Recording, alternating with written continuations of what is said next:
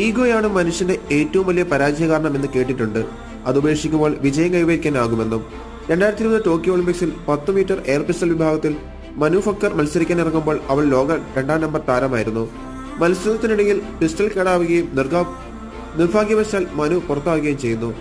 അപ്രതീക്ഷിതമായ ഈ പരാജയം തളർന്നുപോയ മനു ഷൂട്ടിംഗ് ഉപേക്ഷിക്കാൻ പോലും തീരുമാനിക്കുന്നു. അതേസമയം മനുവിന്റെ അമ്മ പരാജയ കാരണം അവളുടെ കോച്ചായ ജസ്പാൽ റാണയുടെ മേൽ ആരോപിക്കുന്നു. അത്തരം ഒരു മെസ്സേജും അയാൾക്ക് അയക്കുന്നു.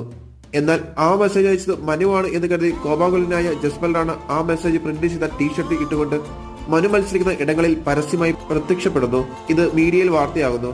മനുവിന് തുടർച്ചയായ പരാജയങ്ങൾ നേരിടേണ്ടി വരുന്നു. തെറ്റിദ്ധരിച്ചതിന് മനു ഫക്കർ തന്റെ കോച്ചിനെ തിരിച്ചു വിളിക്കുന്നു. തന്റെ പ്രിയപ്പെട്ട ശിക്ഷയുടെ ഒരൊറ്റ ഫോൺ കോളിൽ എല്ലാ പിണക്കവും മാറ്റിവെച്ച് ജസ്പാൽ റാണ വീണ്ടും അവളുടെ പരിശീലന കുപ്പായം അണിയുന്നു. 4 വർഷങ്ങൾക്കപ്പുറം പാരീസിൽ ഇന്ത്യയുടെ ചരിത്രത്തിലാദ്യമായി ഒരു ഒളിമ്പിക്സിൽ 2 മെഡൽ നേടുന്ന വനിതയായി മനു ഫക്കർ അഭിമാനത്തോടെ തലയുയർത്തി